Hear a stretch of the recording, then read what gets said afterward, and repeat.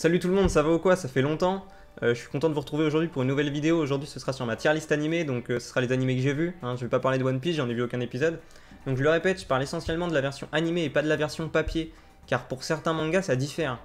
Donc voilà. Alors, trêve de mondanité, pardon, voici comment je vais m'y prendre. Alors ici, juste ici, vous avez la colonne animée, donc vous pouvez apercevoir une image de chaque animé que j'ai vu, évidemment. Je vais les piocher au hasard, puis les classer dans les différentes rubriques. Enfin, j'imagine que vous avez compris. C'est ce qui se fait beaucoup sur YouTube en ce moment, les tier lists. Donc, bien sûr, je serais ravi de dialoguer avec vous dans les commentaires. Ce que je dis n'est pas une généralité, mais ce que je pense moi. Donc, libre à vous, évidemment, d'avoir votre propre avis. Allez, on va pas attendre plus longtemps, et puis on va partir sur le premier animé. L'animé Waouh! L'animé numéro 1, les gars. Kimetsu no Yaiba, et qui est Demon Slayer, et qui est la relève, ou et qui est le manga le plus surcoté de tous les temps. Que dire sur Demon Slayer? Donc tout d'abord c'est un shonen qui a pour thème combat, combat démon épée et qui touche pour genre dark fantasy art martial. Donc ici alors on va faire un petit synopsis assez rapide, assez clair, on va pas non plus rentrer dans les détails incroyables, c'est juste pour que vous captez le délire. Ici nous rencontrons le jeune Kamado Tanjiro, au montage je vais incruster des images et tout pour que ce soit plus plaisant à regarder. Ici nous rencontrons le jeune Kamado Tanjiro, de retour chez lui après un léger périple en ville. Voilà, il assiste malheureusement à un événement tragique, comme tout shonen qui se respecte, RIP sa famille. Cependant, un mystère entoure sa jeune sœur Nezuko, qui présente un comportement anormal malgré sa récente transformation en démon. Donc t'as capté, Demon Slayer, c'est à propos des démons, tu vois. Donc bref, fin du synopsis, vous pouvez le remarquer, il n'y a rien de très original. Alors comment Koyoharu Gotoge a réussi à détrôner Eiichiro Oda et son très célèbre pirate? Je vais vous l'expliquer. Donc ici, on va pas évoquer les 38 exemplaires de manga vendus, le plaçant en tête devant One Piece, n'en déplaise aux puristes de Luffy et de ses compagnons. Donc voilà, donc nous allons rester sur la version animée, donc tout d'abord l'opening. Donc je pense qu'on peut tous remercier, alors je vais le dire correctement, Kusanu Kayoko, pardon, pour la composition de Golunge, que je vous invite à écouter si ce n'est pas chose faite. Chanson alliant selon moi rythme, émotion, sensation, bref. C'est un travail réussi, je trouve, pour accrocher les viewers. C'est vraiment un très très bon opening.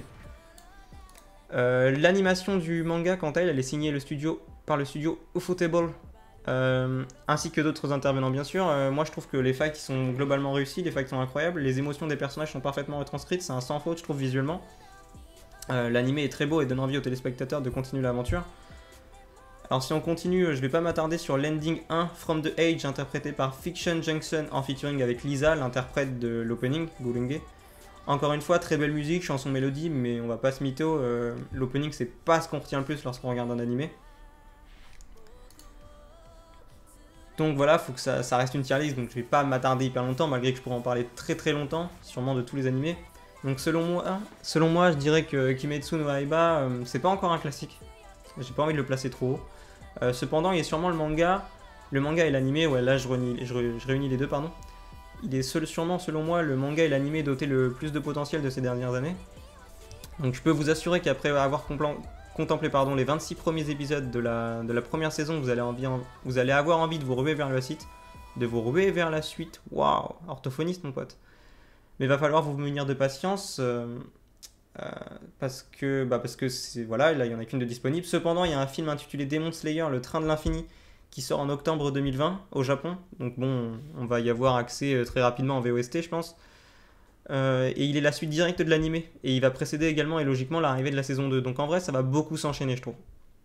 D'ailleurs, c'est très bien, je le cale dans très bien. Alors je le mets dans très bien parce que j'y ai ajouté excellent et fort potentiel, et je trouve que c'est vraiment ce qui représente l'animé.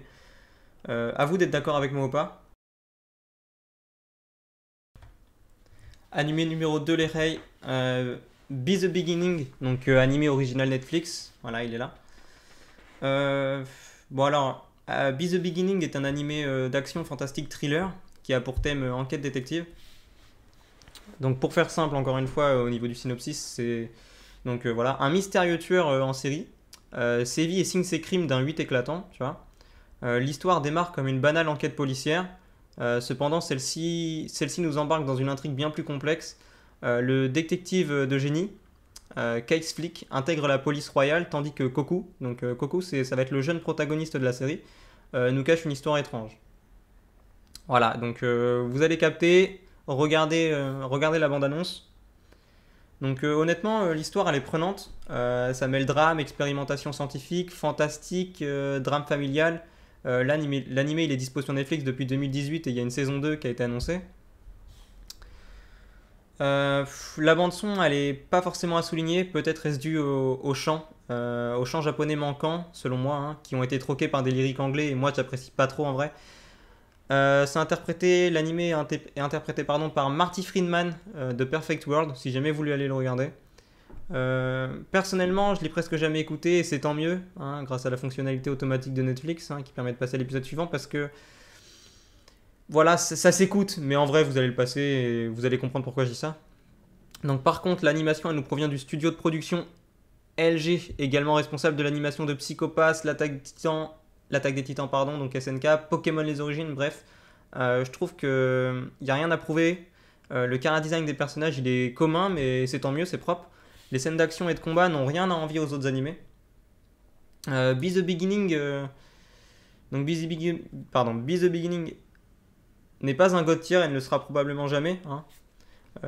Désolé à tous ceux qui adorent, même si je pense pas que vous soyez nombreux. Je vous le conseille, si vous aimez le thriller, les enquêtes policières mêlant réflexion et enquête approfondie. Franchement, ça se regarde, c'est assez rapide, c'est sympa. C'est sympa si vous avez du temps à passer. Mais bon, voilà. J'ai bien aimé pardon, également la façon dont le réel et le surnaturel se mélangent. Les personnages ne sont pas des clichés ratés, un peu le flic, enfin voilà, un peu le flic un peu pourri ou quoi, ou le flic à fond dans son travail, très honnête et tout. Non, là, il n'y a pas des clichés comme ça. L'animé possède quand même un côté sombre qui se développe au fur et à mesure de l'animé. Si vous êtes à la recherche de quelque chose de court à regarder et de prenant, franchement, allez-y, c'est sympa.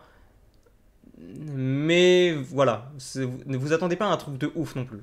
Voilà. Donc j'espère vous en avoir dit assez. Je m'arrête pas trop pour celui-là parce que bon, c'est animé original Netflix quoi. C'est comme leur série, c'est sympa mais on le retient pas. Allez, on passe au troisième. Ah ouais, je reviens sur Be the Beginning les gars, j'ai oublié de le classer. Alors en vrai, Be the Beginning, j'ai un peu envie de le mettre dans moyen. Pas parce qu'il est surcoté ou quoi, hein, il est pas connu donc il peut pas être surcoté. J'ai envie de le mettre un peu dans 100 plus, mais il est correct aussi, tu vois. Donc j'ai pas envie d'être une pute. Donc je vais le caler là en vrai. Et ouais, allez, je vais le caler là et puis entre les deux, voilà. Parce que je suis perplexe. Voilà, allez, on passe à l'animé numéro 3. Le prochain c'est Hitori no Shita de Outcast. L'image est ici les gars. Alors c'est une récente découverte. C'est un peu un manga confinement pour moi, je l'ai découvert pendant. Voilà, je vais vous en parler. Alors, Hitori no Shita de Outcast touche pour thème combat école zombie. Il a pour genre action horreur épouvante surnaturelle. Je me permets de rajouter également arts martiaux et fantasy. Voilà, alors le synopsis c'est un jeune garçon Zhang Shulan, jeune universitaire, pardon, de retour dans sa ville natale afin de se rendre sur la tombe de son grand-père. Donc lors de son arrivée au cimetière, il se fait attaquer par une horde de zombies et il est sauvé in extremis par une jeune femme mystérieuse nommée Bao Bao. Le temps passe et Zhang Shulan se rend compte qu'au fur et à mesure des personnes munies de pouvoirs tous plus ou moins originales débarquent et viennent à sa rencontre. Donc sont-ils tous bien intentionnés ou non, vous allez le découvrir. Hein. Zhang se fait embarquer dans des situations de plus en plus dangereuses. Voilà, franchement, le synopsis, voilà, c'est correct. Franchement, je pense que cet animé, il peut en faire kiffer plus d'un. Allez, je continue. Donc, je vais pas m'arrêter sur la bande son. Je l'ai écouté qu'une fois, il me semble. Euh, d'ailleurs, d'ailleurs, voilà, je me suis même pas renseigné sur les musiques ou quoi. Donc, sans vous mentir, Hitori no Shita The Outcast, ça a été mon animé transition lors du confinement, comme je vous l'ai dit précédemment. Donc, il est sympa. Design agréable. Les combats, par contre, sont archi lourds. C'est vraiment ce qui est mis en avant. Si vous cherchez des fights un peu stylés et tout, et puis les saisons suivantes, parce qu'il va y en avoir, ça annonce encore meilleur. Euh, L'histoire peut réellement mener à quelque chose. Les personnages, c'est clairement pas les meilleurs, tu vois. Et l'intrigue autour de Bao Bao, la jeune femme mystérieuse, moi, ça a fini un peu par me lasser. Cependant, si comme moi, vous avez du temps à perdre et vous êtes friand de bonnes scènes de combat et mêlant différents arts martiaux et pouvoirs, je pense qu'il va vous plaire. Là, actuellement, tu as 2 saisons disponibles. La troisième, elle est en préparation. Et franchement, c'est sympa. Je vous le conseille. Allez le mater. Donc voilà, j'ai pas grand chose à dire de plus. Hein. C'est un animé assez court. Donc franchement, pour l'instant, je le place un peu comme Be the Beginning. C'est sans plus. Et c'est correct à la fois, tu vois. J'aurais peut-être dû changer. Merde. J'aurais peut-être dû changer mes colonnes. Donc je le place là. En vrai, je suis peut-être pas assez objectif, je suis peut-être pas assez cassant ou quoi. Mais bon, je vais laisser comme ça. Bon, allez, on va passer à l'animé numéro 4, il me semble. Euh, bon, j'espère que j'aurai plus à dire parce que pour l'instant, Demon Slayer, bon, bah voilà, j'en ai parlé un petit peu plus que les deux précédents. En vrai, Be the Beginning et Hitori no Shita de Outcast sont pas ceux que vous connaissez le plus. Allez, on passe à l'animé numéro 4. Animé numéro 4, les gars, et là on s'attaque à du lourd. Death Note, alors est-ce que j'ai vraiment besoin de le présenter, sérieusement? Bande d'incultes, allez, je vais le faire quand même. Desu Noto, plus connu, pardon, sous le nom de Death Note pour nous, petit occidental que nous sommes, est un shonen qui touche pour genre policier, fantastique, thriller psychologique et j'en passe. Ah oui, j'oubliais avant d'entamer le synopsis, si jamais pardon, vous avez découvert Death Note grâce à l'adaptation Netflix, franchement je prends vos noms, je le note dans le mien et vos amis ne peuvent compter lors d'un potentiel débat, hein. Ça sert à rien de dialoguer avec moi. Nous suivons ici un jeune lycéen dénommé Light Yagami. C'est un élève particulier, surdoué, aux idéaux discutables, hein. Monde corrompu, pourri, tout ça. Son destin, il va complètement être chamboulé lorsqu'un beau jour, lorsqu'il errait une fois de plus dans ses pensées, un mystérieux cahier noir tombe du ciel, comme s'il lui était destiné. Son mode d'emploi est inscrit à l'intérieur. Euh, la personne dont le nom est écrit dans ce cahier meurt, hein. Donc vous vous rendez bien compte que maintenant le jeune Light Yagami est doté d'un pouvoir assez spécial. Bien que très sceptique, wow, wow, wow, wow. Bien que très sceptique à cette idée, Light il décide d'en avoir le cœur net et il veut tester le pouvoir du cahier. Cependant, son ancien propriétaire, donc l'ancien propriétaire du cahier, il fait son apparition plus vite qu'on ne le croit. C'est Ryuk, le fameux Ryuk, hein, très connu, un dieu de la mort qui déclare avoir volontairement fait tomber le Death Note dans l'unique but de se distraire. La grande épopée de Light Yagami va commencer sous le regard intéressé de son ex-propriétaire Ryuk, qui va pas le lâcher d'une semelle. Franchement, allez le regarder, c'est incroyable si vous l'avez pas vu. Franchement, il n'y a rien à dire, c'est un chef-d'œuvre. Donc l'anime il se compose de 37 épisodes seulement. Non, on aimerait tous en avoir eu plus. Malgré ça, il fait partie des classiques chez tout bon fan qui se respecte en vrai. Alors comment ça se fait qu'il soit toujours au top depuis sa première apparition au Japon en 2006? C'est sûrement parce que tout d'abord nous avons un opening incroyable, rythmé, qui donne envie de le suivre et de l'écouter. Il s'intitule The World et il est écrit et interprété par le groupe Nightmare. Il est très connu, je pense que vous l'avez déjà tous entendu, je vais essayer de le passer. Bien sûr, à chaque fois quand je parle des openings, tout ça, je vais les mettre en fond. Cependant, à mon avis, c'est pas à mon avis d'ailleurs, j'ai pas les droits, donc ça sera forcément des versions modifiées ou quoi. Donc moi, je vous invite vraiment à aller regarder l'original de chaque animé, tu vois. Donc je reprends, il s'intitule The World, il est écrit et interprété par Nightmare, ça je l'ai déjà dit. Il est très connu, cependant le second est nettement en dessous pour moi. Il y a souvent deux animés hein, dans les mangas comme ça, deux openings pardon. Il est nettement en dessous, il a un petit rock ACDC et tout que, bah voilà, dites-le moi si j'ai dit nimp, mais que moi j'apprécie pas, c'est mes goûts. Il s'appelle What's Up People, il est interprété par Maximum the Hormone. Voilà, c'est un drôle de nom, hein, cela dit en passant. L'alimentation, sérieusement. L'animation de cette merveille est réalisée par le studio Madhouse. Donc Madhouse a réalisé, je me suis renseigné, Aishime no Hippo, Olivier Tom le retour, le célèbre Hunter x Hunter, voilà. Et plus récemment, pardon, Overlord saison 2 et saison 3, bref, il n'y a rien à envier à son concurrent, franchement, il a fait que des classiques, quoi. Alors je sais pas vous, mais moi je suis un grand fan de tout ce qui est génie, de tout ce qui est de l'intelligence, ainsi que de la manipulation et de tout ce qui en découle. Enfin, vous allez capter. Light Yagami, c'est un génie. Si jamais vous n'avez jamais regardé d'animé, Death Note, franchement, c'est celui qui va vous les faire pardon, découvrir de la meilleure des façons. C'est pourquoi il est God tier et qui mérite largement sa place en tant que titulaire indiscutable dans Monstres de légende. Enfin, voilà, t'as capté. Dans mon top. Death Note pour moi c'est sûrement un des premiers animés que j'ai vu et bah je le recommande toujours, hein. Je regarde des animés maintenant depuis un certain temps et j'ai fait découvrir à un pote des animés et puis je lui ai conseillé lui en premier, il a adoré. Voilà, j'ai rien de plus à en dire, j'ai même pas besoin de rentrer dans les détails les gars. Death Note je pense d'ailleurs que vous connaissez tous si vous regardez cette vidéo et si vous connaissez pas bah vous faites une erreur et vraiment allez le mater quoi. Voilà, c'est du génie. Franchement, Light Yagami, elle, enfin vous allez rencontrer des personnages incroyables. au charisme de fou, à l'intelligence voilà, inimaginable. Franchement, si vous êtes fan, je sais pas, je pense à... Allez, on va prendre l'exemple... on va prendre l'exemple, je sais pas, allez, d'un Sherlock Holmes super intelligent ou du personnage principal de Prison Break de la saison 1, personnage très intelligent, du professeur de la Casa des Papel, enfin voilà, tout ça pour moi, tout ce que je viens de vous citer là, c'est clairement en dessous de Light Yagami, tu vois. Bon, allez, je vous invite à aller le voir et j'en dis pas plus, sinon je m'arrête jamais. Allez, on passe au prochain. Ouais les gars, j'ai encore une fois oublié de le classer, hein, le fameux Death Note.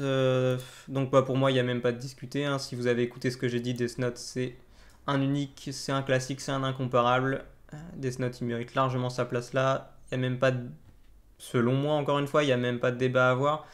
Donc voilà, j'en ai assez parlé et puis on passe à l'animé suivant. Animé numéro 5 les gars, Dr Stone, ce sera le dernier de la vidéo. Je pense que je vais en faire au moins 3-4 parties, j'ai pas envie d'en traiter énormément par vidéo, tu vois, 5 ça va. Après ça va durer trop longtemps et c'est pénible pour vous, c'est pénible pour moi. Donc on y va, on continue. Dr Stone, animé très original. Est-ce que c'est vraiment une qualité? Nous allons voir ça tout de suite. Alors Dokuta Sutton et qui est Dr Stone est un shonen qui touche pour genre action. Bon, il touche pour genre action, voilà, bon ça on peut en reparler, c'est discutable.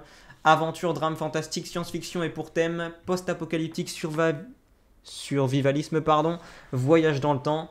Donc l'écrivain de cette petite merveille, parce que pour moi c'est une petite merveille, Dr Stone, c'est Richiryo, si je le prononce bien, hein, surtout corrigez-moi, Inagaki.